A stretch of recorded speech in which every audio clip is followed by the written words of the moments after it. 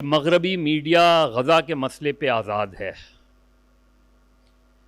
میں آپ کو کہیں اور کی نہیں، یہاں سے جو لوگ غیر ملکی نیوز ایجنسیز وغیرہ کے لیے کام کرتے ہیں ان سے یہ کہا گیا ہے کہ غزہ پہ کم لکھیں، اپنے بلاگز کم لکھیں. ہمارے ایک ساتھی سے کہا گیا کہ دیکھیے اس پر اگر آپ اس کے مختلف اینگلز پہ لکھیں گے تو بڑا مشکل ہو جائے گا اس بلاگ کا چھپنا.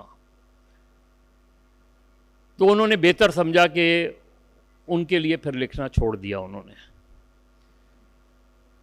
تو ہمارے یہاں جو مغربی میڈیا ہے، ہم مغربی میڈیا کا اگر جائزہ لیں تو اس میں بہت سے، یہ صرف یہ اسی ایشو کی بات نہیں ہے. آپ عراق لے لیں، آپ افغانستان لے لیں، اور میرا خیال اسی وجہ سے الجزیرہ ابھر کر سامنے آیا، کیونکہ جب دوسرے میڈیا نے CNN یا BBC یا اس طرح ان کی کوریج وہ نظر آئی تو الجزیرہ نے ایک اسپیس نظر آیا الجزیرہ کو. اور الجزیرہ عربک ہو یا الجزیرہ انگلش ہو، اور اس پہ امریکن اسٹیٹ ڈپارٹمنٹ کا پریشر رہا مسلسل، عرب کنٹریز کا پریشر رہا کہ کسی طرح الجزیرہ کو بند کر دیا جائے. الجزیرہ نے سروائیو کیا اور الجزیرہ جو ہے وہ نکل کر آیا، اور وہ کمپیٹ اس نے کیا CNN سے اور دنیا کے ٹی وی چینل سے اس نے. تو میرا نہیں خیال کہ غیر ملکی میڈیا میں بھی یہ دباؤ ہے، یہ پریشرز ہیں. ہمارے یہاں وہ کوریج چیزوں کی نہیں ہوتی، اور اس کے کیونکہ ہماری جو سورسز ہوتی ہیں وہ زیادہ تر وہی سورسز ہوتی ہیں. پرنٹ میڈیا میں دیکھ لیں تو AFP، رائٹرز، AP، ان کی ویڈیو کوریج، کیونکہ اپنے کوئی وہاں کوئی ٹیم نہیں ہے. جیو نے کچھ دنوں کے لیے اپنے نمائندے کو بھیج دیا، انہوں نے اپنی لمیٹیشن میں کام کر لیا. اسی طرح ہم نے عرب اسپرنگ کے دوران بھی دیکھا تھا، عرب اسپرنگ کے دوران بھی جو ہماری سورس ہے پاکستانی میڈیا کی، زیادہ تر سورس جو رہی وہ ویسٹرن میڈیا کی سورس رہی، رائٹلی اور رانگلی. اور اس میں بھی اکثر یہی ہوتا تھا، کیونکہ ڈیسک پہ جو لوگ ہوتے تھے جب پرنٹ میڈیا کا صرف زمانہ تھا تو ان کو نہیں پتا ہوتا تھا کہ پیلسٹینین ایشو کو ویسٹرن میڈیا میں ان کی نیوز ایجنسیز کس طرح کوٹ کرتی ہیں، فلسطین کو کس طرح لکھتی ہیں، اور ہمارے یہاں کس طریقے سے اس کو ٹرانسلیٹ کیا جاتا ہے. لیکن اس خاص کرائسس میں دیکھیں آج کے دن بھی جب ہم یہ گفتگو کر رہے ہیں تو 3 مزید جرنلسٹ مار دیے گئے. کوئی ٹوٹل اس وقت، اور میرا خیال ہے پچھلے جو کمیٹی ٹو پروٹیکٹ جرنلسٹ کی جو ابھی لیٹسٹ رپورٹ آئی ہے آج ہی، اس کے مطابق کبھی بھی پچھلے 10-20 سالوں میں اتنے کم عرصے میں اتنے جرنلسٹ نہیں مارے گئے. Total number of journalist who had been killed اس کرائسس میں وہ 61 ان کی ٹیلی ہو گئی ہے. لیکن اس کے باوجود آپ دیکھیں کہ وہاں کے جرنلسٹ جاتے ہیں، فری لانس جرنلسٹ بھی جاتے ہیں، ادروائز بھی جاتے ہیں، اسٹوریز نکال کے لاتے ہیں، اپنی زندگی کو داؤں پہ لگاتے ہیں. لیکن جتنا بڑا کرائسس ہے، جتنی بڑی اس وقت وہاں ہیومن ٹریجڈی ہو رہی ہے، کسی بھی جنگ میں اتنے بچے نہیں مارے گئے. میرا خیال میں اگر اس کوانٹم کو دیکھیں تو وہ کوریج نہیں ہو رہی جو ہونی چاہیے. اور اگر دنیا کو آپ نہیں جھنجھوڑ سکے، لوگ ہمیشہ نکلتے ہیں. لوگ تو عراق وار کے وقت بھی نکلے تھے، لاکھوں کی تعداد میں مغربی دنیا کے لوگ نکلتے ہیں. ایک ڈسکنیکٹ نظر آتا ہے عوام میں اور حکمرانوں میں، کہ لوگ نکلتے ہیں، پریشر ڈالتے ہیں، دباؤ ڈالتے ہیں. کسی حد تک کچھ ممالک میں اس کا اثر ہوتا ہے، لیکن سینیریو میں تبدیلی نہیں آ رہی. جنگ اسی طرح جاری ہے. وقتی سیز فائر ہو گیا، پھر ٹوٹ گیا سیز فائر. تو اوور آل لگ رہا ہے کہ میڈیا کا وہ پریشر نہیں بن پا رہا. جی، میڈیا وہ پریشر نہیں ڈال پا رہا جو میڈیا کو ڈالنا چاہیے. جتنی بڑی پاور ہے، چاہے وہ سوشل میڈیا ہے، ڈیجیٹل میڈیا ہے، الیکٹرانک میڈیا ہے، پرنٹ میڈیا ہے، لگتا ہے کہ یا تو میڈیا ناکام ہو گیا ہے یا اقوام عالم بے حس ہو گئی ہے اور ان ہیومن ہو گئی ہے. یا پھر سہیل صاحب، یا پھر ایک یہ بھی ذہن میں سوال آتا ہے کہ بین الاقوامی میڈیا کی جس حوالے سے ہم بات کر رہے ہیں اور جو انفلوئنس وہاں پر زائنسٹ کا ہے، یہ ایک حقیقت کے طور پہ بھی اس کو کئی عرصے سے لکھا اور کہا گیا، یا پھر وہ حاوی آ گیا ہے سب کے اوپر. یہ ایک آپ سمجھتے ہیں کہ ایک انتہائی پریشان کن صورتحال ہے کہ بین الاقوامی میڈیا، وہ جائنٹ قسم کے ادارے جن کی مثالیں سالہ سال دی جاتی تھیں، وہ خاموش ہیں. ان کو خاموش کروایا گیا یا وہ جان بوجھ کر خاموش ہیں؟ دیکھیں، ہمارے ہاں جو کنسپریسی تھیوری ہے اس کا بہت زیادہ ہمیں یقین ہے، اور ہم ہر چیز میں Zionist lobby, Indo Zionist lobby. بات یہ ہے کہ یہ سالوں کا جیوز کا کام ہے کہ وہ کس طرح میڈیا اور فائنانس پہ آئے ہیں. مسلمانوں کے پاس بھی راستہ یہ کھلا ہے کہ وہ بھی میڈیا اور فائنانس میں آئیں اور وہ بھی اپنے انفلوئنس کو بڑھا لیں. جس طرح کبھی یہودی پارلیمنٹیرین زیادہ ہوتے تھے، اب برطانیہ میں مسلمان پارلیمنٹیرین زیادہ ہیں. تو بات تو یہ ہے کہ ہم نہ ٹیکنالوجی کی طرف توجہ دیتے ہیں، نہ اپنی پولیٹیکل پارٹیسپیشن کی طرف توجہ دیتے ہیں، نہ سٹرگل کرتے ہیں.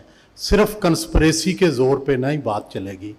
دوسری بات یہ ہے کہ ڈیفینیٹلی دنیا بھر میں جو طاقتور ہوتا ہے وہ کچلتا ہے دوسرے شخص کو. یہ الگ بات ہے، مجھے جیوز کی ہسٹری پڑھنے کا موقع ملا کہ صدیوں ان کے ساتھ ظلم ہوا لیکن انہوں نے کچھ نہیں سیکھا، اور وہ آج بھی اپنے ظلم سہنے کے باوجود آج اس سے زیادہ جو ہے وہ ظالم نکل کے سامنے آئے ہیں. اور یہ تھیوری بھی انہوں نے غلط ثابت کر دی ہے کہ جو مظلوم ہوتا ہے وہ پھر ظالم نہیں ہوتا، لیکن وہ تو مظلوم بھی رہے لیکن اب ظالم بھی ہیں. تو مجھے بڑی ان پہ حیرانگی ہوتی ہے کہ کس حد تک وہ جا رہے ہیں. لیکن دوسری بات جو پاکستانی میڈیا کے حوالے سے کی گئی، ہم ایک بڑے دوراہے پہ کھڑے ہو جاتے ہیں جب بھی کوئی اس طرح کا واقعہ ہوتا ہے. ہمارے ہاں آپ کو یاد ہوگا کہ ایک دفعہ اسی طرح بیت المقدس میں یہودی انٹر ہوئے تھے، ان کی فوجیں انٹر ہوئی تھیں، اور ہمارے ہاں پورے پاکستان میں آگ لگ گئی تھی. امریکن ایمبیسی کو آگ لگا گئی تھی، اور الٹیمیٹلی بعد میں جنرل ضیاء الحق کو گورنمنٹ آف پاکستان کی جو پیسے تھے اس سے وہ ایمبیسی بنانی پڑی تھی. تو ہمیں یہ سینسٹیوٹی بھی پاکستان کے لوگوں کی مد نظر رکھنی پڑتی ہے کہ کہیں اتنی زیادہ جو ہے وہ ایسی چیز نہ ہو جائے. پاکستان کے لوگ بہت حساس، بلکہ حد سے زیادہ حساس ہیں کہ اگر چیز آتی ہے تو وہ بے قابو ہو کے سڑکوں پہ نکلتے ہیں اور چیزوں کو آگ لگا دیتے ہیں. اس سے پہلے بھی ایک واقعہ ہو چکا ہے کہ اسی طرح فلسطین میں ہوا اور سب غیر ملکیوں کو مارنے کی کوشش کی گئی. تو ہمیں ان چیزوں میں بڑی احتیاط سے کام لینا چاہیے، اور اپنے جو جذبات ہیں ان کے اظہار کا مؤثر طریقہ تو ضرور ہونا چاہیے، لیکن اشتعال کی طرف لوگوں کو نہیں لے کے جانا چاہیے. یہ ایک بہت بڑی ذمہ داری ہے میڈیا کی. دوسرا مجھے ایک اور سوال بھی تنگ کرتا ہے. وہ سوال یہ تنگ کرتا ہے کہ ہم تو برِ صغیر کے لوگ بھی اور پاکستان کے لوگ بھی بالخصوص اور اقوام عالم، ہم نے تو فلسطین میں جو اپنی پسندیدہ جماعت تھی وہ پی ایل او تھی. ہم تو ہمیشہ پی ایل او کی کازز کے حمایتی رہے، اسی کو اپنا نمائندہ مانتے رہے، اسی کے نمائندے پاکستان میں ایمبیسڈر ہیں. یہ اچانک حماس کا اٹھنا اور پھر حماس کا مین کریکٹر بن جانا اور جو پی ایل او ہے وہ کہیں غائب ہو جانا، یہ بھی ہمیں ہضم نہیں ہو رہا، اور اس کی کوئی واضح سمجھ بھی نہیں آ رہی کہ یہ کیسے ہوا کہ ایک وہاں پہ طالبان جیسی جماعت جو ہے وہ موسٹ پاپولر ہو گئی ہے، اور جو ایک لبرل اور ایکسیپٹیبل جماعت تھی وہ کہاں غائب ہو گئی ہے. تو یہ بھی ایک کنفیوژن میرے دماغ میں تو مسلسل تنگ کرتا ہے. اور غزہ کے جو مظالم ہیں وہ ان پہ بہت دل بھی دکھتا ہے، لیکن سلوشن بھی کوئی سمجھ نہیں آتا.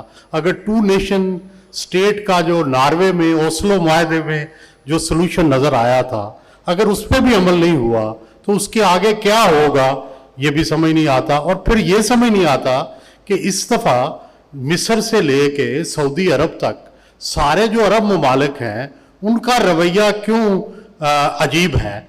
क्या कोई उसके अंदर कोई तब्दीली आ गई है, उनकी सोच तब्दील हुई है, या उनके क्या नज़रियात तब्दील हुए हैं? ये भी बिल्कुल अभी तक मुझे समझ नहीं आया। और मैं चाहूँगा कि कोई हमारे दोस्त जो हैं इस बारे में भी ज़रूर रोशनी डालें। बहुत शुक्रिया। साफ़ी साहब, अरब ममालिक की जो हालिया कुर्बतें हमने इसराइल के साथ पिछले कुछ चंद सालों में देखी, आप समझते हैं उसने भी एक हौसला दिया इसराइल को इस हद तक बढ़ने को आगे? और ये नस्ल कुशी का सिलसिला साल साल से जारी था, लेकिन अब आप समझते हैं कि जो एक टिकिंग बॉम्ब होता है, ये अब सूरत हाल वहाँ तक पहुँची है कि जो किसी नहज पर या आर या पार खुदा न खास्ता वाली एक सूरत हाल की तरफ अब ये मामला जा रहा है? या आप समझते हैं अभी भी सीज़ फायर का जो एक सिलसिला जा रहा है उस हिसाब से अब मामलात आगे बढ़ते रहेंगे और दुनिया ऐसे ही तमाशा देखती रहेगी? मुस्लिम ममालिक के हवाले से कुछ बात कीजिएगा। शुक्रिया अफसा। एक तो ये है कि अगर आप देखें कि अब तो अरब ममालिक की आपस में भी क़ुरबतें नहीं हैं बल्कि उनकी अदावतें हैं। लेकिन जब अरब ममालिक की आपस में क़ुरबतें थीं और उन्होंने मिल के इज़राइल को चैलेंज किया था, तो ये एक बदकिस्मती रही है कि हर जंग में इज़राइल अपना रकबा बढ़ाता रहा और फ़लस्तीन सुकड़ता रहा और अरब ममालिक को शिकस्त होती रही।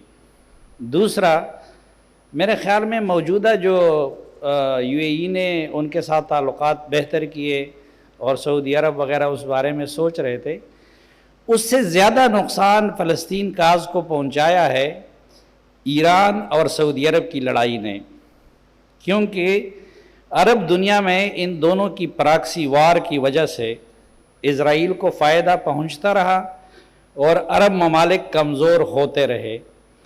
और अभी भी इन दोनों की एक दूसरे के ऊपर माजरत चाहता हूँ कि आपस की दुश्मनी इतनी ज़्यादा सवार थी कि वो अमेरिका से तो ताउन कर लेते, वो इज़राइल से तो कर लेते, लेकिन एक दूसरे को हाथ मिलाने को तैयार नहीं थे। ये तो शुक्र है कि एक लादीन चीन का हम सबको मशकूर होना चाहिए कि उसने दरमियान में पड़ के ईरान और सऊदी अरब के दरमियान कुछ ताल्लुक़ात को नॉर्मलाइज़ किया। और फिर अभी ये भी हकीकत हमें तस्लीम कर लेनी चाहिए कि अरब ममालिक भी अब अरब कौमियत के उससे निकल के नेशन स्टेट्स की तरफ जा रहे हैं। लेकिन हमें थोड़ा सा जज्बाती होने की बजाय या जज्बात से खेलने की बजाय, अभी मुझे एहसास है कि किस बात से ताली बजेगी, किस बात से जो है लोगों के थोड़ा सा मूड ख़राब होगा, लेकिन कोई क्रिटिकल एनालिसिस भी हमें करना चाहिए कि ऐसा क्यों होता है। मसलन क्या स्ट्रेटजिकली इस वक्त हमास का ये इक़दाम दुरुस्त था?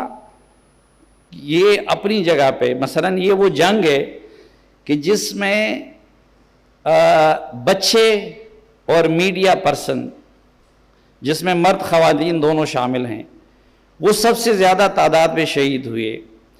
लेकिन मैं अगर किसी ताकत को छेड़ूंगा तो फिर अपनी इस्तेदाद को भी मुझे देखना चाहिए कि मुझ में मुकाबले की कितनी इस्तेदाद है। और पूरी तरह जो इस वक्त मगरिबी किनारे की जो हुकूमत है वो भी शायद हमास के साथ ऑन बोर्ड नहीं थी। और ज़रा ये जानकारी भी होनी चाहिए कि कौन सी ताकतें थी जिन्होंने हमास को शह देकर इस इक़दाम पे उबारा और फिर गज़ा के लोगों को तन्हा छोड़ दिया और उसके साथ अमली कोई कदम नहीं किया। तो ये बहरहाल अपनी जगह पे हकीकत है कि मिलिटरीली कोई अरब मुल्क उसमें नहीं कूदा, लेकिन डिप्लोमेटिकली कुछ न कुछ बाद में हलचल हुई। और जिस तरह मोहम्मद बिन सलमान ने जाके जहाँ से किंग फैसल ने खिताब किया था, उसी कुर्सी पे और उसी रूम में बैठ के انہوں نے فلسطین سے متعلق وہ اپنا مطالبہ دہرایا، لیکن یہ حقیقت اپنی جگہ پہ ہے کہ تمام عرب ممالک، ایون تمام ایشیائی ممالک، ایون تمام اگر اس کے ساتھ ایسٹ ایشیا بھی ملا دیا جائے، ان سب کے مطالبے کا وہ اثر نہیں ہو سکتا جو تنہا امریکہ کے صدر کے کسی ایک بیان کا ہو سکتا ہے۔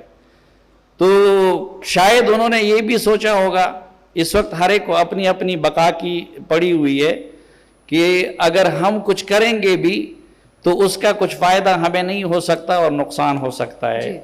جو میڈیا کا معاملہ ہے، تو ایک تو میڈیا کو واضح نہیں کیا گیا ہے کہ میڈیا سے مراد انٹرنیشنل میڈیا ہے، پاکستانی میڈیا ہے، عرب میڈیا ہے، کیا نہیں ہے۔ لیکن غازی صاحب نے بالکل صحیح پوائنٹ آؤٹ کیا کہ ہم تو اپنے پڑوس میں ہونے والی جنگوں کی کوریج نہیں کر سکتے، بلکہ ہم پاکستان کے اندر جو کانفلکٹ زونز ہیں ان کی کوریج نہیں کر سکتے اور ان کی طرف کوئی توجہ نہیں دیتے۔ اور سیاستدانوں کی طرح ہمارا میڈیا بھی پاپولرزم کا شکار ہو گیا ہے، جس چیز کی ریٹنگ اچھی آتی ہو، جو پاپولر سلوگن ہو، اس کو ہم اپنا لیتے ہیں۔ لیکن سب سے بڑا ایک سوال جو میڈیا کے حق میں ایک بات جاتی ہے وہ یہ ہے کہ جو میڈیا اپنی بقا کی جنگ میں مبتلا ہو، وہ کسی اور جنگ کی نہ صحیح کوریج کر سکتا ہے اور نہ کسی جنگ زدہ قوم کی صحیح ترجمانی کر سکتا ہے۔ Thank you. وہ ویسے صافی صاحب، وہ ایک ہم نے کچھ سال پہلے سنا تھا کہ ایک بڑی فوج بنائی گئی تھی عالم اسلام کی، اور یہاں سے ایک صاحب کو بھیجا گیا تھا بڑی اچھی تنخواہ پہ، وہ اس فوج کا کہیں نہیں پتہ چلا اس پورے غزہ کرائسس میں۔ نہیں، اب دیکھیں، جو فوج جب بنا رہی تھی، میں خود اس دن ریاض کانفرنس میں جس کا اعلان ہو رہا تھا، تو اس میں مہمان خصوصی امریکی صدر تھے، پہلی بات جس دن اس کا اعلان کیا جا رہا تھا۔ اور دوسری بات کہ ہر کسی پہ واضح تھا، کیونکہ اس تاسیسی اجلاس میں سی سی بھی تھا، باقی عرب سربراہ بھی تھے، کہ وہ ایران کے تناظر میں اور یمن کے تناظر میں بنایا گیا تھا، وہ اسرائیل کے لیے نہیں بنایا گیا تھا۔ اور یہ بھی آپ کو حقیقت ہوگی کہ آج تک، لیکن یہ بھی حقیقت ہے کہ ایران نے آج تک اسرائیل پہ حملہ نہیں کیا، لیکن یمن میں وہ سعودی عرب کے خلاف لڑ رہا ہے، باقی ممالک میں وہ سعودی عرب کے خلاف لڑ رہا ہے۔ ایران کی بھی ترجیح نمبر 1 سعودی عرب ہے، اور سعودی عرب کی بھی آج تک ترجیح نمبر 1 وہ ایران کو کارنر کرنا تھا۔ تو وہ فوج فلسطین کے لیے نہیں بنی تھی، وہ فوج جس کا سربراہ بھی شاید، سربراہ تو نہیں، ایڈوائزر ایک پاکستانی ہے، لیکن وہ ایران کے لیے بنائی گئی تھی، اور ایران کے انفلوئنس کو روکنے کے لیے بنائی گئی تھی، فلسطین کے لیے نہیں تھی۔ وسط صاحب آپ سے جاننا تو کچھ اور چاہ رہی تھی، لیکن اب جب آپ کی باری آئی ہے تو، اور جو صافی صاحب نے پہلے اپنا تبصرہ پیش کیا، تو یہی پوچھنے پر مجبور ہوں، جو بین الاقوامی میڈیا طوطے کی طرح جو بھی مہمان آتا ہے اس سے پوچھتا ہے، مجھے لگتا ہے بات اب اس نہج پہ پہنچ گئی ہے وسط صاحب، کیا آپ سے میں یہ پوچھوں، do you condemn Hamas? Yes I do, اور ساتھ ہی ساتھ میں اسرائیل کی بھی شدید مذمت کرتا ہوں۔ حماس نے تو 7 اکتوبر کو دہشت گردی کی، اسرائیل 14 مئی 1948 سے دہشت گردی کر رہا ہے۔ تو اس پلڑے میں رکھ کے آپ جتنی مذمت جس کے کوٹے میں آتی ہے آپ مجھ سے لے سکتے ہیں۔ میں سوچ رہا تھا یہ جو عرب ممالک اور عالم اسلام کی بات ہو رہی ہے، پہلی بات تو یہ کہ عارف وقار صاحب شکریہ، آپ نے بطور خاص ڈان کے پروگرام کا تذکرہ کیا۔ 7 اکتوبر کو جب خبر آئی تو میری ٹیم، ذرا ہٹکے کی ٹیم جو ہے، وہ انہوں نے ڈسکس کیا کہ کیا کیا جائے۔ تو ہم نے کہا یار، عمران خان کے مقدمے، نواز شریف کا بری ہونا، آصف زرداری کا اکیلا پن، یہ بڑی خبر ہے یا غزہ بڑی خبر ہے؟ تو پھر ہم اس نتیجے پہ پہنچے یار غزہ کی طرف چلتے ہیں، اور آج تک ہم پاکستان میں خبر تلاش کر رہے ہیں اور اپنا پروگرام صرف غزہ پہ فوکس کر کے کر رہے ہیں پچھلے، جب سے یہ 7 اکتوبر سے سلسلہ شروع ہوا ہے۔ روایت یہ ہے کہ جب منافق اعظم عبداللہ بن ابی کا انتقال ہوا تو رسول اکرم صلی اللہ علیہ وآلہ وسلم نے اس کی بخشش کے لیے اپنا اترن کا کرتا مرہمت فرمایا.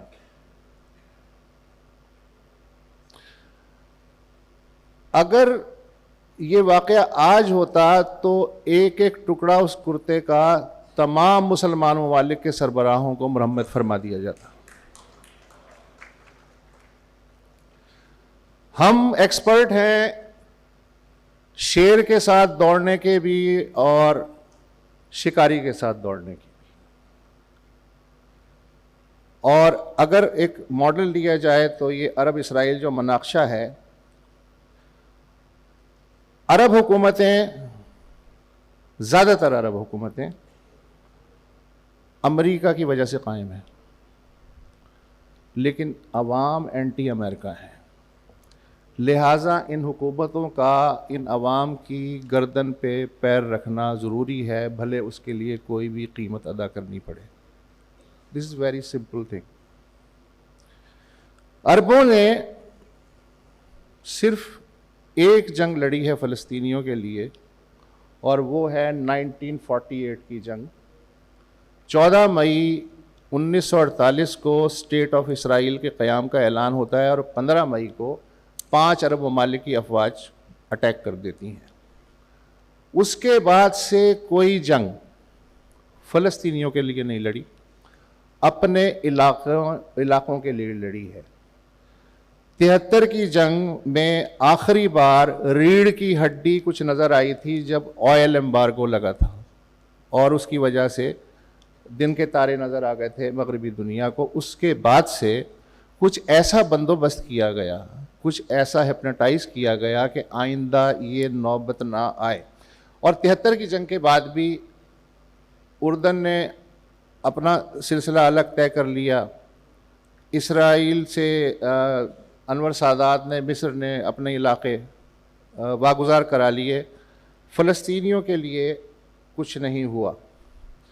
73 کی جنگ بھی نہ ہوتی اگر آخری وقت میں حافظ الاسد اور انور سادات وہ منصوبہ اردن کے شاہ حسین سے نہ چھپاتے. اس لیے کہ اردن کے شاہ حسین اور زمانے کی جو وزیر اعظم تھیں گولڈا مائر، ان کے درمیان ایک مسلسل رابطہ تھا. 73 کی جنگ کی مخبری، جس کو کہ اسرائیل نے سیریسلی نہیں لیا، جیسے 7 اکتوبر کو سیریسلی نہیں لیا، اس جنگ کی مخبری جمال عبد الناصر کے سن ان لا مروان نے کی تھی. اور کچھ گھنٹوں کی جو ہے ڈیفرنس کی وجہ سے اسرائیلی جو ہیں اپنی فوجوں کو الرٹ نہیں کر سکے اور عربوں کو ایج مل گئی. ہماری پالیسی پاکستانی ریاست کی بظاہر اصولی ہے، لیکن بیچ میں 1970 بھی آ جاتا ہے، اور بیچ میں بریگیڈیئر ضیاء الحق بھی آ جاتا ہے. اور آج جو ہماری پالیسی ہے وہ وہی ہے کہ ہم پہلا کچھ بھی بیان دینے سے پہلے خلیجی ممالک کی طرف دیکھتے ہیں کہ وہ کیا سوچ رہے ہیں. جیسے وہ کریں گے ویسے ہم کریں گے. یہ کچھ معروضات ہیں، لیکن باقی جو گفتگو ہے وہ میں صرف جگالی کروں گا. لہٰذا اگر آپ چاہیں تو میں کچھ چھوٹی نظمیں فلسطینی شاعروں کی وہ آپ کو سنا دیتا ہوں. اس سے آپ کو شاید اندازہ ہو جائے کہ فلسطینیوں کا بھی تو موقف سامنے آنا چاہیے، اگر اجازت. بالکل بالکل اجازت ہے. اور اگر آپ مجھے اجازت دیں تو، کیونکہ اظہر عباس صاحب بھی ہمیں جوائن کر چکے ہیں، تو میں چاہوں گی کہ آپ کی نظم سے، جو نظمیں آپ سنائیں گے اس سے ہم اس سیشن کو کلوز کریں گے. اظہر صاحب آپ سب کے لیے ایم ڈی ہیں جیو نیوز کے، پاکستان کا معروف T V channel, news channel. Azhar صاحب، یہاں پر گفتگو ہو رہی تھی، ایک تو حوالہ دیا گیا وسعت صاحب کے پروگرام کا ڈان کے اوپر، اور ہم دیکھ رہے ہیں کہ جس دن سے یہ صورتحال بنی ہے اس دن سے مسلسل ان کا جو پروگرام ہے ذرا ہٹ کے، اس میں اسی کو ٹاپک بنایا گیا ہے. اب ہم گراؤنڈ ریالٹیز کو پاکستانی میڈیا کے جانتے ہوئے یہ اس بات سے بھی واقف ہیں کہ یہاں پر سیاسی اعتبار سے اور دیگر حوالوں سے ہر روز چیزیں بدلتی رہتی ہیں. سو آپ نے جیو میں جس حوالے سے جس طریقے سے فلسطین کے معاملے کی کوریج کی, ایک اسپیشل سیگمنٹ الاٹ کیا گیا اس حوالے سے, تو آپ سمجھتے ہیں کہ یہ کافی ہے کوشش, یا پاکستانی میڈیا اس سے زیادہ کر سکتا ہے؟ اگر نہیں کر سکتا تو اس کے پیچھے کیا وجوہات ہیں؟ بہت شکریہ, معذرت دیر سے آنے کی. غزہ کے اوپر جو کچھ ہو رہا ہے یا فلسطین کے بارے میں تو جو جتنا بھی کر رہا ہے اس لیے کہ اس پہ کرنے پہ کوئی رکاوٹ نہیں ہے, کوئی پابندی نہیں ہے. تو فلسطین پہ غزہ کے اوپر یہ بھی کمال ہے کہ آج کی صورتحال میں ہم بیٹھ کر غزہ کے بارے میں رپورٹنگ ڈسکس کر رہے ہیں, رادر دین یہ کہ پاکستان میں جو میڈیا کیا کہہ سکتا ہے اور کیا نہیں کہہ سکتا اس کے اوپر ڈسکشن ہونی چاہیے تھی. میرا خیال ہے تمام ٹیلی ویژن چینلز نے جو ہے وہ کافی زیادہ رپورٹ کیا ہے. میں ایک سلائٹلی ڈفرینٹ چیز اس پہ کہنا چاہوں گا, وہ یہ کہ تقریباً تمام میڈیا ہاؤسز جو بھی اپنی کوریج کر رہے ہیں اس کی ریلیٹیولی کم کوریج نظر آئے گی آپ کو اگر آپ وہاں پر یا اور آن لائن ان کے جو ڈیجیٹل پلیٹ فارمز ہیں یا اس سے ہٹ کر بھی جو ڈیجیٹل پلیٹ فارمز ہیں. اور اس کی ایک وجہ ہے, اور وجہ یہ ہے کہ شاید کچھ تو جان بوجھ کر یا کانشیسلی اور کچھ شاید خود سے ہی ہو جاتا ہے کہ جو الگوریدمز ہیں جتنے بھی اس وقت, وہ اگر آپ ایکسٹینسو کوریج کریں گے پیلسٹینین ایشو کی یا غازہ کے اوپر, تو آپ کی جو ویب سائٹس ہیں, آپ کے جو اور ڈیجیٹل پلیٹ فارمز ہیں, وہ ان کو سرچ انجنز جو ہیں وہ نیچے لے جاتے ہیں, کم کر دیتے ہیں. تو اس لیے آپ دیکھیں گے کہ گو کہ آپ کو ٹیلی ویژن چینلز پہ نظر آ رہا ہوگا بہت ایکسٹینسو کوریج, آپ کو اخبارات کے اندر بھی بہت نظر آ رہی ہے, لیکن ڈیجیٹل پلیٹ فارمز پہ ریلیٹیولی کم ہے. کچھ لوگ شاید جان بوجھ کر اس کو نیچے رکھتے ہیں تاکہ ان کی ویب سائٹس یا ان کے جو ڈیجیٹل پلیٹ فارمز ہیں وہ کہیں گوگل یا اور دوسرے سرچ انجنز جو ہیں اس کو نیچے نہ کر دیں, اور کچھ جو ہے وہ خود سے ہو جاتے ہیں. میرا خیال ہے یہ چیز ضرور ڈسکس کرنا چاہیے کہ اس کے اوپر کیا کیا جا سکتا ہے. اس کے اوپر بہت زیادہ لکھنے کی ضرورت ہے انٹرنیشنلی بھی اور ادروائز. لیکن جہاں تک کوریج کی بات ہے, میرا خیال ہے آؤٹ کلاس کوریج کی ہے چینلز نے, جیسے چاہے وہ پولیٹیکل پارٹیز کی ریلیز ہوں, ابھی ایک بہت بڑی یہاں پر ریلی ہوئی تھی, جو لوگ اس پہ بول رہے ہیں یا لکھ رہے ہیں. لیکن میں کنکلوڈ کرتے ہوئے ایک دفعہ پھر یہی کہوں گا کہ غزہ کے اوپر تو ہم بات کر سکتے ہیں, ہمیں بات اصل میں ان چیزوں پہ کرنی چاہیے جن پہ بات کرنے کی اجازت آج کل نہیں ملتی ہے.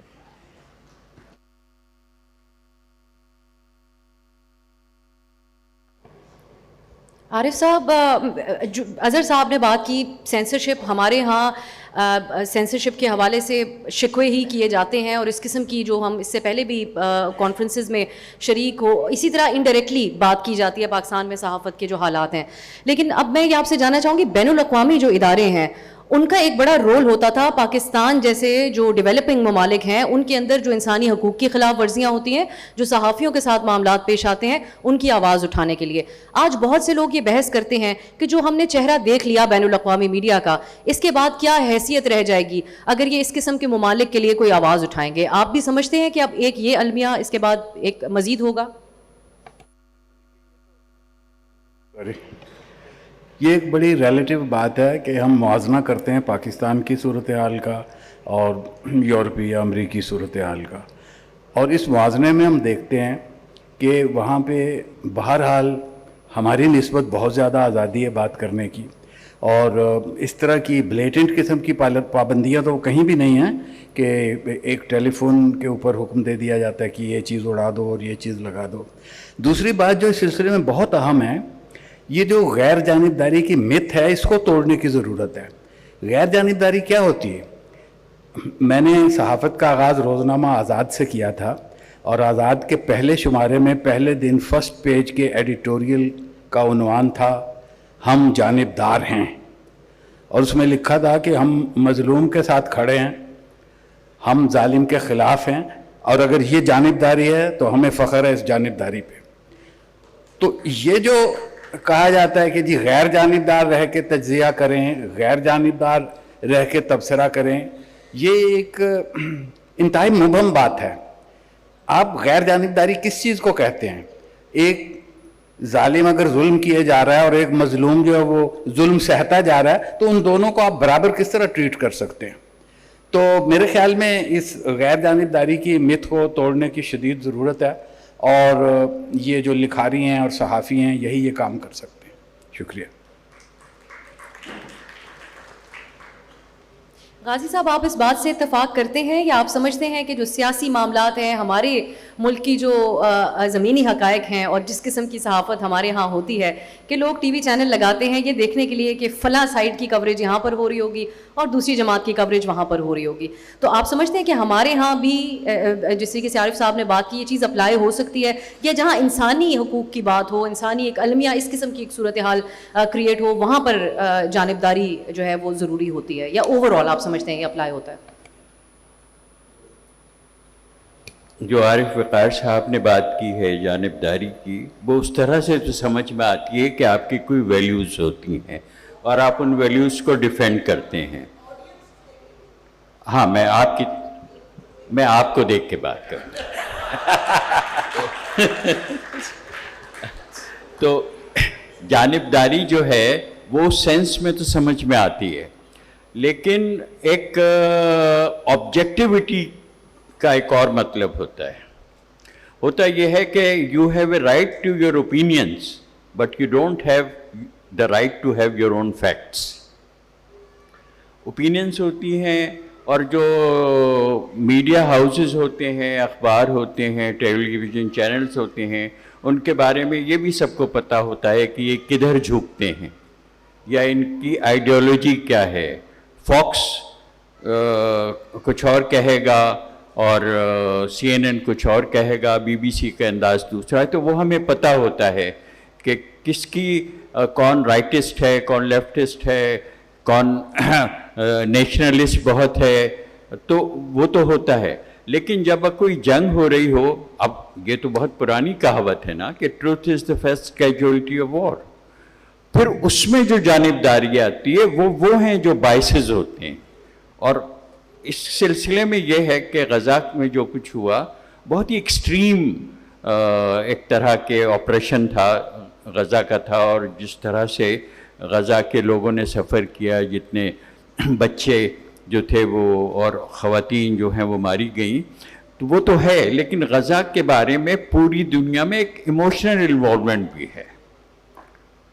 پیپل ٹیک سائڈس، ایک ایموشنل انوالومنٹ ہے، بہت پرانی کہانی ہے، کب سے یہ چل رہی ہے، کب سے لوگ اس میں انوالو ہیں۔ اور اگر صرف ہیومن سفرنگ کی اور کیجولیٹیز کی بات ہو تو دنیا میں اتنا بہت کچھ ہوا ہے جنہیں میڈیا نے بالکل کور نہیں کیا۔ افریقہ میں کتنے بار میسیکرز ہوئے ہیں، کتنی وہ ہوئی ہیں، خود مڈل ایسٹ میں ابھی جو بہت کچھ ہوتا رہا، سیریا کی سول وار ہے، بہت سی چیزیں ہوتی ہیں جن کے بارے میں کوئی خبر نہیں ہوتی۔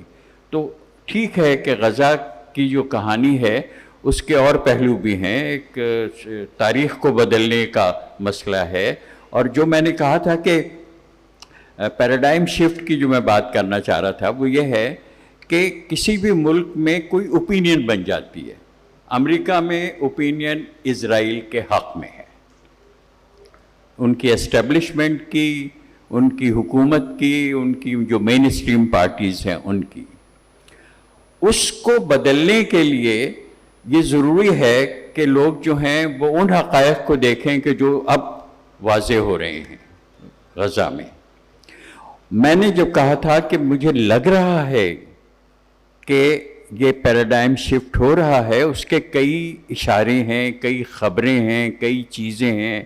خود نیو یارک ٹائمز میں جو کالم چھپتے رہے ہیں، نیکولس کرسٹوف نے جس طرح کور کیا ہے اسے، اس کا اثر جو امریکہ کی سول سوسائٹی میں ہوا ہے اس کے بھی بہت سے اشارے ہیں۔ ابھی چند دن پہلے ان کے نیشنل بک ایوارڈز کی تقسیم ہوئی، اور اس میں جو رائٹرز تھے انہوں نے مل کر ایک بیان دیا، اور یہ بہت ہی نئی بات تھی بالکل، کہ ہم جو ہیں سیز فائر چاہتے ہیں, ہم کسی کی طرف نہیں ہیں, لیکن یہ غزہ میں ظلم ہو رہا ہے. اور بہت ایسی خبریں ہیں. نیو یارک ٹائمز کی جو پوئٹری ایڈیٹر تھی اس نے ریزائن کیا اور ایک اپنا بیان دیا اور یہی کہا کہ یہ ہم کیا دیکھ رہے ہیں اور کیوں نہیں بدل رہا ہے. کیمپسز پہ وہاں جو کچھ ہو رہا ہے تو وہ چیزیں ہو رہی ہیں. لیکن ایک اور بات اگر میں اور کہوں کہ یہاں جو گفتگو ہوئی ہے اس میں ایک تاثر یہ ابھرتا ہے کہ جیسے میڈیا کا کام ہے کہ حکومتوں کی پالیسیاں بدلیں, پریشر ڈالنے کی بات ہوئی, لفظ پریشر بھی یوز ہوتا ہے. I don't know if this is media's job. Media کا جاب ہے جو کچھ ہو رہا ہے اس کو کور کرے, جو لوگ سوچ رہے ہیں ان کی معلوم کرے کہ کیا ہو رہا ہے. پبلک اوپینین چینج کرنا جو ہے وہ اس طرح سے تو ممکن ہے کہ جو حقائق ہیں ان کا ادراک ان کو زیادہ ہو, لیکن پبلک اوپینین یہ چینج کرنا کہ وہ کس طرف سوچیں, ان کے آئیڈیالوجی کا, یہ میرے خیال میں میڈیا کا کام نہیں ہے. مظہر صاحب, ہم نے بی بی سی سے, شاید میں بہت آبسیسڈ یہاں پر ساؤنڈ کر رہی ہوں, لیکن ہم نے بہت سے مواقعوں پر پاکستان میں بی بی سی جیسے اداروں کی پروفیشنلزم کی مثالیں دی ہیں. سو اب چند دن پہلے ہم نے دیکھا کہ جو فلسطینی قیدی اسرائیل سے رہا ہو کے آئے, ان میں خاتون بھی تھیں, ان سے انہوں نے جو گفتگو کی بی بی سی جیسے ادارے کے اوپر, جو وہ بات کر رہی تھیں اس سے انٹائرلی ڈفرینٹ اس کا ترجمہ دکھایا جا رہا تھا, اور یہ انسان یقین کرنے کو تیار نہیں ہو سکتا کہ وہاں پر عربی کا ترجمہ کرنے والا کوئی موجود نہیں تھا. تو میں آپ سے یہ جاننا چاہوں گی کہ اتنے بڑے سطح کے اوپر جب میڈیا اپنی کریڈیبلٹی لوز کرتا ہے اور صحافی اپنی کریڈیبلٹی لوز کرتا ہے, یہ کیا تمام صحافت کا نقصان ہے؟ دنیا بھر میں جتنے صحافی ہیں کیا یہ ان سب کے لیے ایک نقصان دہ بات ہے؟ دیکھیے, ابھی جو اس سے پہلے غازی صاحب بھی گفتگو کر رہے تھے, انہی کی بات کو آگے بڑھاتے ہوئے اور ہمارے سینئرز سے تھوڑی سی معذرت کے ساتھ تھوڑا سا اختلاف کرتے ہوئے, اگر میں غیر جانبدار نہیں ہوں تو غیر جانبدار نہیں ہوں تو میں صحافی نہیں ہوں. میرا تو کام ہی یہ ہوتا ہے, کسی ایشو کے اوپر پوزیشن لینا ایک بات ہوتی ہے, اس پوزیشن کو آبجیکٹیولی لوگوں تک پہنچانا میری ذمہ داری ہوتی ہے. کیونکہ ورنہ تو پھر یہی ہوگا جس طرح آج ہمارے یہاں میڈیا ایک پولرائزڈ ہے, تو پھر آپ پولرائزیشن کو سپورٹ کریں کہ جی ایک چینل ایک پوزیشن لیے ہوئے, دوسرا چینل دوسری پوزیشن لیے ہوئے, تو ٹھیک ہے پھر یہی اگر یہی چیز ہے. نہیں, جب میں کلیم کرتا ہوں کہ میں ایک انڈیپینڈنٹ میڈیا ہوں تو میرا ویو بھی انڈیپینڈنٹ ہونا چاہیے. میں کسی کے کہنے پر تبصرہ نہ کروں. ہاں مجھے پتا ہے فلسطین اور اسرائیل پہ میری پوزیشن کیا ہونی چاہیے, لیکن میرا کام ہے کہ میں لوگوں کو حقائق بتاؤں. اگر میں جانبدار ہو جاؤں گا تو میں لوگوں کو شاید سارے حقائق نہ بتا پاؤں. جو ابھی آپ نے بی بی سی کی مثال دی, بی بی سی کی سب سے بڑی کریڈیبلٹی کیا تھی اور کیا رہی ہے کہ ہمارے یہاں تو جب یہ ٹیلی ویژن نہیں تھے تو ہمارے یہاں تو سوائے 8 بجے سیربین سننے کے اور کوئی کام نہیں ہوتا تھا, اس لیے کہ لوگ اس پر بلیو کرتے تھے کہ نہیں بی بی سی صحیح بول رہا ہے, کیونکہ آپ کیا نہیں تھا, آپ کیا سینسرشپ تھی, آپ کیا پابندی تھی. لیکن بی بی سی میں ڈکلائن آیا ہے, اور وسعت مجھ سے بہتر جانتے ہیں, ایڈیٹوریل ڈکلائن آیا ہے, اوور آل جرنلسٹک ڈکلائن آیا ہے, ہمارے یہاں نظر آ رہا ہے. اور ایک ریس اگینسٹ ٹائم میں ڈیجیٹل میڈیا کی کمپٹیشن میں یا ڈیجیٹل میڈیا کے ایرا میں میرا خیال ہے وہ ریفلیکشن ہمیں پورے الیکٹرانک میڈیا میں نظر آ رہی ہے, پورے میڈیا میں نظر آ رہی ہے کہ اس دوڑ میں شاید ہم آبجیکٹیوٹی کو بھی کمپرومائز کر رہے ہیں, ہم حقائق کو بھی کمپرومائز کر رہے ہیں. جو بحث سوشل میڈیا پہ چلتی ہے اس کو اٹھا کے ہم مین اسٹریم میڈیا کا حصہ بنا دیتے ہیں, تو اس کی کریڈیبلٹی بن جاتی ہے. ورنہ آج بھی بہت سے لوگوں کی, پاکستان میں ہم کہہ سکتے ہیں بہت سے لوگوں کی یہ غلط فہمیاں دور ہوئیں کہ وہ سمجھے کہ ان کی لاکھوں ویورشپ ہے تو ان کے سپورٹر بھی لاکھوں ہوں گے, لیکن انہیں بہت جلدی اندازہ ہو گیا کہ لاکھوں کی ویورشپ کا مطلب یہ نہیں ہوتا کہ وہ لاکھوں لوگ آپ کو پسند بھی کر رہے ہیں. کسی پروگرام کو ویو کرنا اور کسی پروگرام کو لائک کرنے میں فرق ہوتا ہے.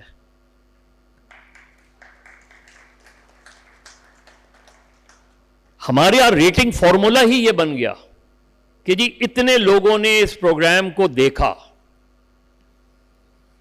ٹیلی ویژن پہ اینکرز کی لڑائی چل رہی ہے, سب روک لیں گے ریموٹ کو, دیکھیں تو یہ ہو کیا رہا ہے. جہاں سیریس ڈسکشن ہو رہی ہوگی شاید اس سے ہماری توجہ ہٹ جائے, لیکن کیا میں اس لڑائی کو پسند بھی کر رہا ہوں؟ یہ نہیں ریٹنگ کرائٹیریا. اگر یہ ریٹنگ کرائٹیریا ان کو نہیں, وہ اس پروگرام کو دیکھتا ہے, اس لڑائی کو دیکھتا ہے اور اس پہ ناپسندیدگی کا اظہار کرتا ہے, اس کو ہم اپنی ریٹنگ کا حصہ نہیں بناتے. تو جو کانٹینٹ ہے, جو پروگرام کا کانٹینٹ ہے, جو ڈسکشن کا معیار ہے, اس کو ریٹنگ کا معیار نہیں بنایا جاتا. اسی وجہ سے ہم اس دوڑ میں لگ گئے ہیں, لڑائی کی دوڑ میں لگ گئے ہیں. تو ہم گلوبلی اگر ہم دیکھیں, آپ دیکھیں دوسری جگہوں پہ جو ڈسکشنز ہوتی ہیں, سیریس ڈسکشنز ہو رہی ہیں اسی ایشو پہ, اگر آپ دیکھیں تو آپ کو لگے گا کہ ہائی کوالٹی ڈسکشنز آپ کو نظر آئے گی, اور وہاں یہ پرابلم نہیں ہے جو ہمارے یہاں پرابلمس ہیں اس کو. لیکن ہمیں نظر آتا ہے جیسے بی بی سی کا ہے, تو بی بی سی کا یہاں بھی اوور آل بھی جی اگر ہم دیکھیں تو بی بی سی کا ایک ڈکلائن نظر آتا ہے, سی این این کا ڈکلائن ہمیں نظر آتا ہے, اوور آل مین اسٹریم میڈیا کا ایک ڈکلائن نظر آ رہا ہے, کیونکہ ہم ڈیجیٹل میڈیا کی ریس میں چلے گئے ہیں, اور ڈیجیٹل میڈیا کی ریس میں فیک نیوز جو ہے وہ فیکٹس پر حاوی آ گئی ہے. بالکل صحیح. اور پھر جو سوشل میڈیا پلیٹ فارمز کو آپریٹ کر رہے ہیں وہ شیڈو بیننگ اکاؤنٹس کو شیڈو بین کرنے کا جو ایک سلسلہ جاری ہے, اس سے پاکستان میں بہت سے لوگ اپنے سوشل میڈیا اکاؤنٹس کے ذریعے بزنسز اور کچھ کام بھی کرتے ہیں, ان کو بھی اس کا بہت نقصان ہوا اگر انہوں نے فلسطین کے لیے آواز اٹھائی. اگر ٹائم ملا اس پہ ہم ضرور آگے بات کریں گے. اظہر صاحب, اگر جو جانبداری کے حوالے سے بات ہو رہی تھی, اگر اس پہ کچھ ایک شارٹ سا کامنٹ آپ بھی کریں, جو مل صاحب نے بھی بات کی, صحافی جانبدار ہو سکتا ہے؟ صحافی انسان ہوتا ہے تو جانبدار ہو سکتا ہے. میرا خیال ہے بہت دو مختلف باتیں. میرے بڑے سینئر ہیں, اب میرے پہلے ایڈیٹر بھی غازی صاحب نے جو بات کی ابھی, ود ڈیو رسپیکٹ, یہ ممکن نہیں ہے کہ رپورٹنگ میں اور اوپینین میں جو ہے کو ایک ہی طریقے سے جو ہے وہ لیا جائے. یہ ممکن ہی نہیں ہے کہ کوئی بہت ہی آئیڈیل قسم کی ویسٹ منسٹر ڈیموکریسی اگر ہو, وہ بھی شاید آئیڈیل نہیں ہے لیکن اگر ہو, اور اس میں ہم بی بی سی کی ایک مثال دیں. بی بی سی آج آپ نے ایک مثال دی ہے, دسیوں مثالیں ایسی موجود ہیں جی, لیکن بائسز اگر ڈکلیئرڈ ہیں, لندن جیسے شہر میں یا انگلستان میں الیکشن ہوتا ہے تو اخبار ڈکلیئر کرتا ہے, گارڈین جیسا نیوز پیپر ڈکلیئر کرتا ہے کہ میرا یہ بائس ہے, میں اس پارٹی کو سپورٹ کر رہا ہوں. ٹائمز آف لنڈن ڈکلیئر کرتا ہے کہ میں اس پارٹی کو سپورٹ کر رہا ہوں. دیٹ ڈزنٹ مین کہ ان کی کوریج جو ہے وہ دوسری پارٹی کی نہیں ہوگی, وہ ڈکلیئر کرتے ہیں. بائسز اگر ڈکلیئرڈ بائسز ہیں تو لوگوں کو پتہ ہے کہ یہ ان کو سپورٹ کرتے ہیں اور وہ اسی حساب سے اس کو دیکھیں گے. سو ڈکلیئرڈ بائسز ہونا میں کوئی برائی نہیں ہے. ساتھ میں یہ کہ جو غیر جانبداری کی بات ہے, بڑی بہت آئیڈیلسٹک سی بات ہے. جس ملک میں ایک فون اٹھا کر, جیسے ابھی انہوں نے کہا, خبریں روک دی جائیں, صحافیوں کو اٹھا لیا جائے, ایک ٹکر چلنے پہ چینل بند ہو جائے, ایک سال تک جو ہے وہ اینکرز کا کسی کے بارے میں کوئی بات کرنے کے اوپر, جس کا نام آج میں بھی لینا جو ہے اپنے آپ کو سینسر کر رہا ہوں بولتے ہوئے, وہاں پر کون سی غیر جانبداری کی بات کر رہے ہیں؟ میں جانبدار ہوں, میں ڈیموکریسی کی طرف جانبداری ہے میری. میں سمجھتا ہوں کہ اس ملک میں ڈیموکریسی ہونی چاہیے. یہاں بہت سارے ایسے لوگ ہوں گے, اس ملک کے اندر ایک پورا نیریٹو بلڈ کیا گیا ایک ہائبرڈ رجیم کا, کچھ اور کہہ کر آج جو ہے وہ کیئر ٹیکر سیٹ اپ کے اوپر جو ہے وہ ہے کہ جی 3 مہینے سے بھی آگے چلے گئے, ابھی کچھ پتہ نہیں ہے. فواد حسن فواد صاحب بھی یہاں بیٹھے ہوئے ہیں کہ اگلے 2 مہینے ہی رہیں گے یا اگلے 6-8 مہینے رہیں گے. تو وہاں پر جو ہے آپ کس کی بات کر رہے ہیں؟ غیر جانبداری کی. میں جانبدار ہوں ڈیموکریسی کی طرف. میں سمجھتا ہوں کہ ماشاء اللہ غلط ہے, میں سمجھتا ہوں کہ ملٹری کو جو ہے وہ نہیں آنا چاہیے پالیٹکس میں, نہ اکنامکس میں, نہ اور کسی چیز کے اندر. تو کیا میں جانبدار ہوں؟ اس طرح سے ہوں تو ہوں, اور ایسا ہونا چاہیے. صحافت بہت آگے چلی گئی ہے, یہ آج سے کوئی 40 سال پہلے کی صحافت نہیں ہے. ٹیلی ویژن جو ہے وہ بہت آگے چلا گیا ہے اور اس سے بھی آگے ڈیجیٹل میڈیا چلا گیا ہے. اوپینین ہونا کوئی بری بات نہیں ہے, فار ایز لانگ ایز آپ کا اوپینین اور آپ کے بائسز ڈکلیئرڈ ہوں. جی, اس کو بات کو میں اب واپس, کیونکہ وقت بہت ہی آلموسٹ ختم ہو چکا ہے, لیکن میں وسع صاحب فلسطین کی طرف لے کے آنا ہے اور میں چاہوں گی کہ وہ نظم آپ ضرور شیئر کریں.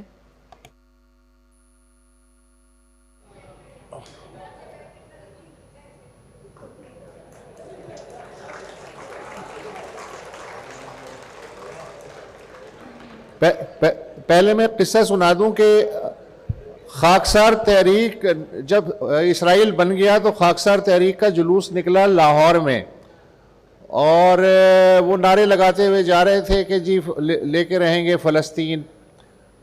تو ایک صاحب کھڑے تھے, انہیں نہیں پتا تھا, ظہیر کاشمیری صاحب وہاں کھڑے ہوئے تھے, انہوں نے کہا کتھے, تو انہوں نے کہا فلسطین آزاد کران جا رہے ہیں. کہنے لگے یہ اے بیڈن روڈ والوں ہو رہا ہو, اتوں نیڑے پئے گا.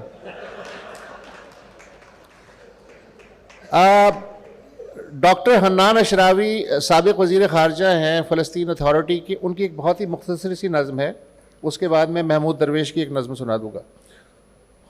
خدا نہ کرے تمہیں کبھی اپنے ملک کے چھننے کا کرب سہنا پڑے, خدا نہ کرے تمہیں کسی قابض کی نظر بندی میں رہنا پڑے, خدا نہ کرے تمہیں اپنا گھر مسمار ہوتے دیکھنا پڑے, خدا نہ کرے تمہیں اپنے ہی دوستوں کے ہاتھوں بکنا پڑے. محمود درویش کی ایک بڑی مشہور نظم ہے, لکھو میں عرب ہوں, لکھو میں عرب ہوں, میرا شناختی کارڈ نمبر ہے 50,000, میرے 8 بچے ہیں اور نواں موسم گرما کے بعد دنیا میں آ جائے گا, تو کیا تم غصہ کرو گے؟ لکھو میں عرب ہوں اور مزدوروں کے ہمراہ پتھر کی کان میں کام کرتا ہوں, میرے 8 بچے ہیں, میں ان کے لیے روٹی اور کپڑے اور کتابیں انہی پتھروں سے نکالتا ہوں. میں تمہارے در سے خیرات نہیں مانگتا, نہ ہی تمہارے آستانے پہ ماتھا ٹیکتا ہوں, تو کیا تم غصہ کرو گے؟ لکھو میں عرب ہوں, زمانے کی پیدائش سے بھی پہلے, تاریخ کے شروع ہونے سے بھی پہلے, سرو اور زیتون اور گھاس کے اگنے سے بھی پہلے میری جڑیں اسی زمین میں پنجے گاڑ چکی تھی.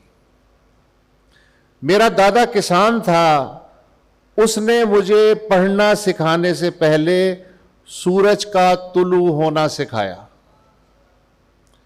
میرا گھر شاخوں اور سرکنڈوں سے بنا ہوا ہے, تو کیا تم میری حالت پہ ہنسو گے؟ لکھو میں عرب ہوں, بالوں کا رنگ سیاہ, آنکھوں کا رنگ بھورا, میرا شناختی نشان سر پہ عربی رومال اور اس پہ پتھر کی طرح جمع ہوا سیاہ حلقہ, میری پسندیدہ غذا زیتون اور پھل, میرا پتہ ایک دور دراز بھولا بسرا گاؤں کے جس کی گلیاں بھی بے نام ہیں, تو کیا تم مجھ پہ غصہ کرو گے؟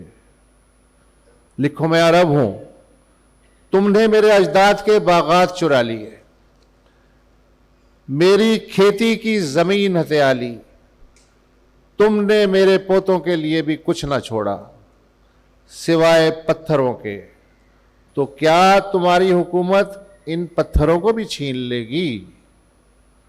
درج کرو صفحہ اول پہ سب سے اوپر, میں کسی سے نفرت نہیں کرتا, لیکن جب مجھے بھوک لگے گی میں غاصب کا گوشت کچا چبا جاؤں گا. خبردار میری بھوک سے, خبردار میرے غصے سے. یہاں پر آڈینس میں نیلم بشیر صاحبہ بھی تشریف فرما ہیں اور انہوں نے فلسطین کے عوام کے لیے اپنے جذبات کا اظہار کیا ہے, ایک نظم لکھی ہے. میں چاہوں گی کہ آخر میں وہ بھی اس کا ضرور اس کو بھی شامل کریں. بہت نیلم شکریہ. صاحبہ. مختصر نظم ہے. ماں مجھے بہت بھوک لگتی ہے, ماں مجھے بہت بھوک لگتی ہے, تم تو اب رہی نہیں جو مجھ کو روٹی کھلائے. ماں مجھے یاد آتی ہے وہ کہانیاں جو تم سنایا کرتی تھیں, وہی کہ اللہ میاں بھوکوں کے لیے آسمان سے کھانا نیچے اتارتا ہے. ماں جب میں اونچے آسمان کی طرف دیکھتا ہوں تو ایک بھوکا بم, میزائل اور راکٹ نیچے کی طرف دوڑا چلاتا ہے اور مجھے ہی کھا جاتا ہے. واہ. اب ہمارے پاس وقت ختم ہو چکا ہے, لیکن آخر میں اس دعا کے ساتھ, اور ہم سب یہاں پر ہیں کلیکٹیولی, جب دعا کی جائے اور دل سے دعا نکلے تو کہا جاتا ہے کہ وہ قبول بھی ہوتی ہے. تو دعا گو ہیں کہ فلسطین کے عوام کے یہ جو ان کے لیے ایک ظلم کی ایک رات ہے, اس کا سلسلہ ختم ہو اور ان کو اپنی سرزمین پر آزادی سے رہنے کی, اس پر قبضہ جو ہے اس کا خاتمہ ہو اور ان کو آزادی سے رہنے کی اجازت ملے. آپ سب کا اس سیشن کو سننے کے لیے بہت شکریہ, اور تمام جو ہمارے پینلسٹ تھے ان کی بھی میں بہت شکر گزار ہوں. Thank you.